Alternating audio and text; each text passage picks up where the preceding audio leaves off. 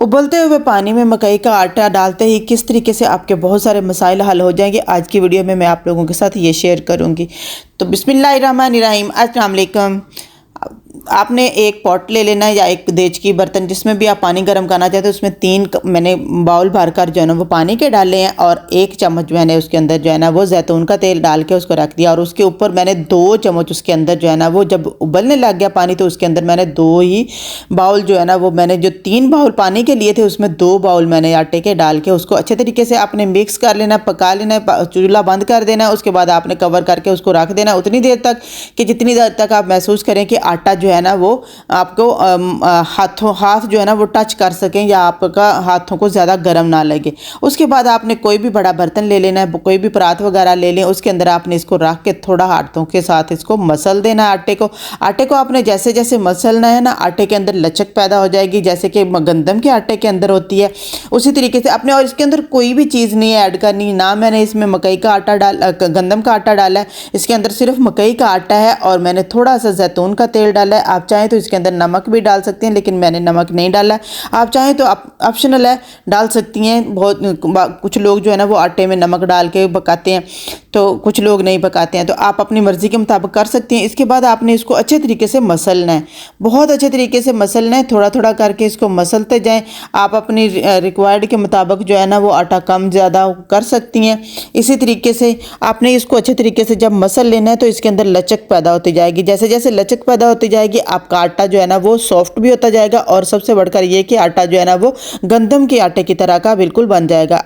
बस ये कि एक इस तरीके से आपने इसको मसलना है कि इसके अंदर ना तो कोई लम्स रहे और ना ही जो है ना वो कोई थोड़ा टाइट सा जो हो जाता है वो रह जाए। उसको आपने अच्छे तरीके से इस तरीके से मसलते जाना है, थोड़ा थोड़ा करके कर लें, चाहे आप अच्छे तरीके से जो है ना वो एक ही तरह कर लें। उसके बाद आपने इसको मुट्ठी देनी है, जैसे कि गंदम के आटे को हम मुट्ठियाँ देते हैं उस तरीके से आपने इसको मुट्ठी देते हुए आटे को गूँध लेना है। गूँधने के बाद आप अगर आटे को 15 से 20 मिनट के लिए रख लें तो आटा बहुत अच्छा हो जाएगा, बिल्कुल भी क्रैक नहीं आएंगे इसके अंदर, बिल्कुल भी ये टूटेगा नहीं, बहुत अच्छे तरीके से आटा तैयार हो जाएगा। लेकिन मुझे चूँकि जल्दी थी तो मैंने इसको नहीं ज़्यादा रखा, तो थोड़े से आप लोगों को क्रैक इसमें फील होंगे। तो उसके बाद आपने जैसे गंदम रखने के बाद जो है ना आपने थोड़ी देर के बाद जो है ना उसी वक्त मैंने इसके पेड़े बनाए। पेड़े उसी तरीके से आपने बनाने हैं जैसे कि आप गंदम की रोटी के बनाते हैं, और उसी तरीके से आपने बेलना है जिस तरह आप गंदम की रोटी जो है ना वो बेलते हैं। यहाँ पे मैं आप लोगों को बताती हूँ कि किस तरीके से बेलन के साथ जो है ना वो आप रोटी पका। और जो सबसे बढ़कर ये कि ये उन बच्चियों के लिए भी है जो बिल्कुल भी जो है ना वो नई नई रोटियाँ बनाना सीख रही हैं। पहले तो गंदम की रोटी मकई की रोटी बनाना जो है ना वो बहुत एक टास्क होता था, लेकिन आज के इस दौर में जो है ना वो आप हैरान रह जाएंगे कि इस तरीके से आप रोटी को एक तो बहुत सॉफ्ट सा पतला सा बना सकती हैं जैसे कि आपने गंदम की रोटी बनाई हो। दूसरा ये कि बिल्कुल गोल किस तरीके से बनानी है, कोई भी आप ढक्कन ले सकती हैं, प्लेट ले सकती हैं किसी के साथ भी। यहाँ पे मैं आप 2 तरीके से आप लोगों को बताऊंगी। कुछ लोग जो है ना वो छोटी रोटी पसंद करते हैं और कुछ जो है ना वो बड़ी पसंद करते हैं। देखो आपके सामने किस तरीके से अच्छे तरीके से मैंने ढक्कन के साथ काटा। रोटी को आप जिस तरीके से मर्जी इस तरीके से उस तरीके से करके रखें। इसको बनाकर आप रख के शाम तक भी इसको जो है ना वो फ्राई कर सकती हैं। तो इसको आपने जिस तरीके से भी पकाना है ना पका लें। तो मैं यहाँ पे थोड़ा सा एक मैं फ्राई पैन के अंदर इसको पका के दिखाऊंगी, दूसरा मैं आप लोगों को तवे के ऊपर भी बनाकर दिखाऊंगी कि किस तरीके से आपकी रोटी जो है ना वो बहुत सॉफ्ट और बहुत ही पतली सी बिल्कुल फूली हुई रोटी बनेगी। जैसे कि गंदम की रोटी जो है ना वो पककर डोल की तरह तैयार हो जाती है ना, इसी तरीके से आपकी मकई की रोटी जो है ना वो बिल्कुल तैयार हो जाएगी, ज़रा भी मोटी नहीं लगेगी। और सबसे बढ़कर ये कि देखने वाले हैरान रह जाएंगे। ना सिर्फ ये कि आपके हस्बैंड बल्कि आपके जो फैमिली मेम्बर्स भी है ना वो भी तारीफ़ करेंगे जब आपकी खाना खाएंगे कि किस तरीके से आपने जो है ना वो इस कदर बारीक सी जो है ना वो मकई की रोटी बनाई है।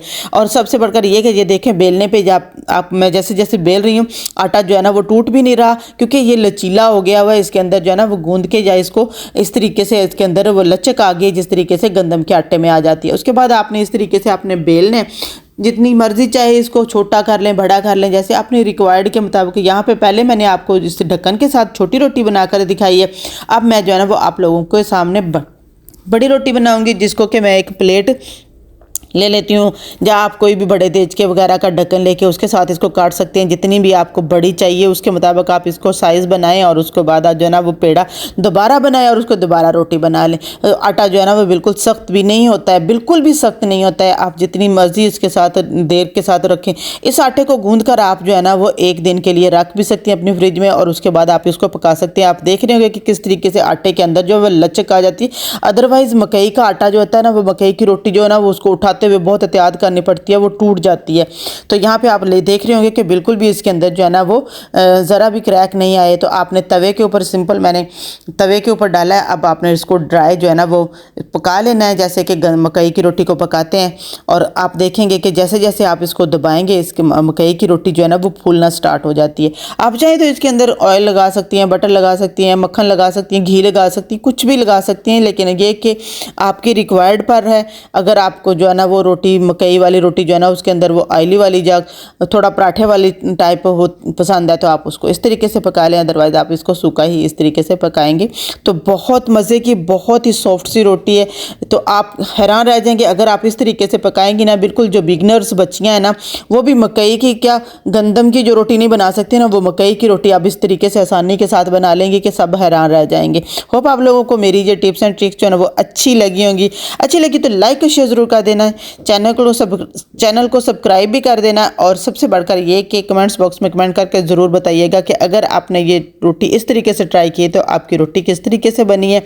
और इसके अलावा अगर आप किसी और तरीके से पकाती हैं तो वो भी मेरे साथ ज़रूर शेयर कीजिएगा। अपना रखिएगा बहुत सारा ख्याल। अल्लाह हाफिज़।